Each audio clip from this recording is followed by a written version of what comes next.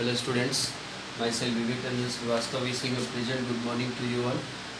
We are going to study physics for class 10th, and as you know that we are studying your first chapter, which is electricity. In this particular video lecture we are going to discuss about the direction of the current. In earlier video lecture we have discussed about the current. The definition of current was that the flow of charge through a conductor is known as current. ठीक है, तो अब हम लोग सीखेंगे कि current का direction, current जो सर्किट में फ्लो करता है एक जगह से दूसरे जगह, जो मोशन में रहता है, करंट एक जगह से दूसरे जगह पहुंचता है, तो उसका डायरेक्शन क्या होता है, वो किस तरह से किन डायरेक्शंस को फॉलो करता हुआ आगे की तरफ बढ़ता है, ये चीज़ सीखने की कोशिश करेंगे। देखिए स्टूडेंट्स, जब इलेक्ट्रिसिटी इन्वेंट हुआ था, इलेक्ट्रिसिटी जब इन्वेंट हुआ तो उस समय साइंटिस्ट ने ये बताया कि इलेक्ट्रिसिटी जो होता है वो चार्ज से होकर के चलता है, चार्ज का होना बहुत ज़्यादा ज़रूरी है। तो चार्ज दो तरह का निकल करके सामने आता है, एक पॉजिटिव चार्ज और दूसरा हुआ था निगेटिव चार्ज। ठीक है, लेकिन प्रॉब्लम ये था कि उस समय electron was not invented till date, electron जो था उस समय तक इन्वेंट नहीं हुआ था।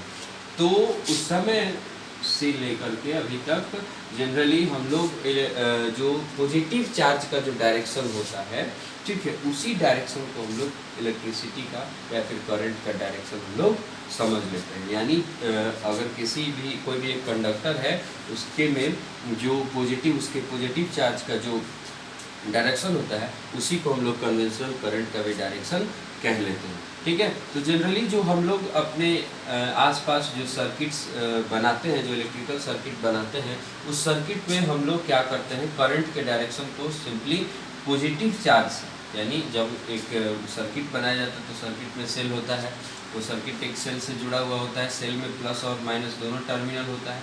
ठीक है, एक स्विच मान लीजिए हमने यहाँ पे लगा दिया है और एक बल्ब यहाँ पे कनेक्ट किया हुआ है। तो जब इसमें इलेक्ट्रिसिटी फ्लो होता है, जब करंट फ्लो होना शुरू होता है, तो जनरली हम लोग एरो मार्क की सहायता से करंट के डायरेक्शन को दिखाते हैं और ये हमारा डायरेक्शन जो होता है कन्वेंशनल करंट का डायरेक्शन हो जाता है। ठीक है, तो इसमें हम क्या करते हैं, पॉजिटिव टर्मिनल से शुरू करते हुए हम लोग इस डायरेक्शन को, एरो मार्क को निगेटिव की तरफ एंड कराते हैं। यानी इस तरह से हम कह सकते हैं कि हमारा जो करंट का जो डायरेक्शन होता है वो from positive terminal to negative terminal होता है। ठीक है, आगे बात समझ में, यानी from positive terminal to negative terminal की तरफ हमारा कन्वेंशनल करंट का डायरेक्शन होता है। ठीक है, अब हम एक इसको मतलब कि जो कंडक्टर होते हैं, ठीक है, कंडक्टर्स में कैसे इलेक्ट्रिसिटी फ्लो करता है, उनमें करंट का क्या डायरेक्शन होता है, ठीक है, उनमें कौन सी ऐसी चीज़ें घटित होती हैं जिसके चलते करंट जो होता है वो आपको पॉजिटिव टर्मिनल से नेगेटिव टर्मिनल की तरफ जाने लगता है। ये सारी चीज़ें हम लोग एक यहाँ पे एक्टिविटी की मदद से समझने की कोशिश करते हैं। यहाँ पे आपको दो फिगर बनाए गए हैं, इन दोनों फिगर्स की मदद से हम लोग समझने की कोशिश करेंगे। देखिए पहले फिगर में हमने क्या किया, एक कंडक्टर वायर लिया, मेटल वायर लिया, और मेटल वायर जो होता है आप जानते हैं कि कंडक्टर होता है। और एक और चीज़ आप जानते हैं कि कंडक्टर जो होते हैं, कंडक्टर में फ्री इलेक्ट्रॉन्स की संख्या काफ़ी ज़्यादा होती है।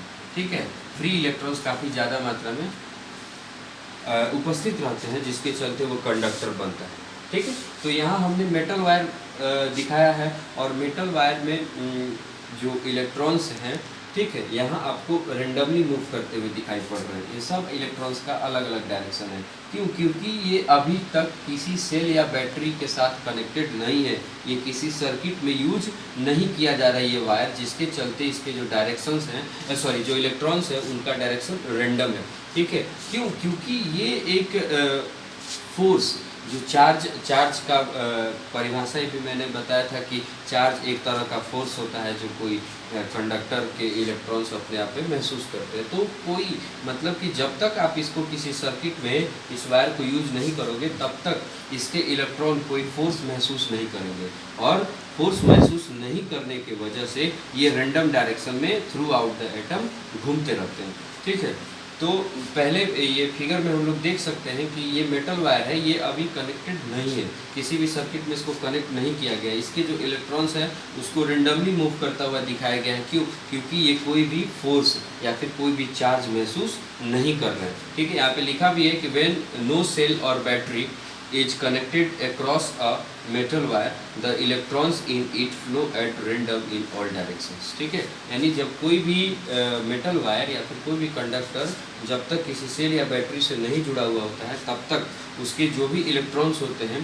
वो सभी के सभी इलेक्ट्रॉन्स, ठीक है, आपको रेंडमली ऑल डायरेक्शंस में मूव करते हुए रहते हैं। ठीक, अब दूसरी परिस्थिति में हमने यहाँ पे ये दिखाने की कोशिश की है कि अब हमने इस मेटल वायर को, ये आपका मेटल वायर है, मेटल वायर को हमने एक सर्किट में ऐड कर दिया है, कनेक्ट कर दिया है। तो इसमें देखेंगे इसके इलेक्ट्रॉन्स के साथ क्या होता है और फाइनली कैसे करंट फ्लो करता है। ठीक है, तो इसको समझने की कोशिश करेंगे, देखेंगे कि जब कोई सेल या बैटरी किसी एक मेटल वायर से कनेक्ट कर दिया जाता है तो उसके साथ क्या होता है। देखिए, जब कभी हम लोग इसको सेल के साथ कनेक्ट कर देते हैं तो सेल की जो एनर्जी होती है, सेल से जो निकलने वाला करंट होता है, ठीक है, वो इस पे चार्ज के रूप में एक फोर्स अप्लाई करता है, कंडक्टर पे एक फोर्स अप्लाई करता है, जिसके चलते, ठीक है, जब ये फोर्स इस पे अप्लाई होता है तो इसके इलेक्ट्रॉन्स इस फोर्स के तरफ अट्रैक्ट होते हैं।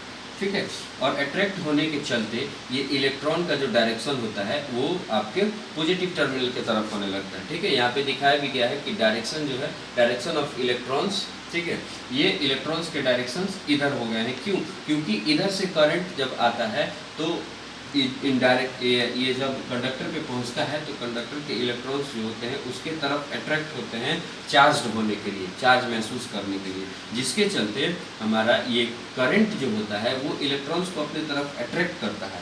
और जब इलेक्ट्रॉन्स इसके तरफ अट्रैक्ट हो जाते हैं, ये कंडक्टर इसको मीडियम मिल जाता है, इस मीडियम की सहायता से होता हुआ करंट जो होता है positive terminal to negative terminal की तरफ जाने लगता है। तो overall we can say that कि the direction of the conventional current from positive terminal to negative terminal, ठीक है, due to the direction of electrons, ठीक है, ऑफ द कंडक्टर। ठीक है, मतलब कि इलेक्ट्रॉन्स का डायरेक्शन और ये जो आपको ये सेल का के द्वारा जो करंट निकला उसका डायरेक्शन दोनों अपोजिट होने के चलते, इलेक्ट्रॉन्स की टेंडेंसी होती है कि वो निगेटिव से पॉजिटिव की तरफ चलते हैं।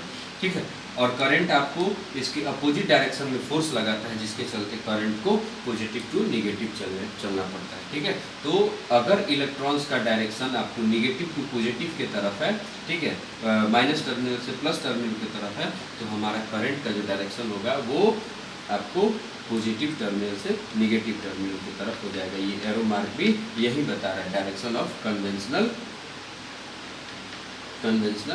करंट। ठीक है, आई बात समझ में? तो यहाँ हम लोगों ने इस वीडियो में ये सीखा कि हमारे करंट का डायरेक्शन क्या होता है।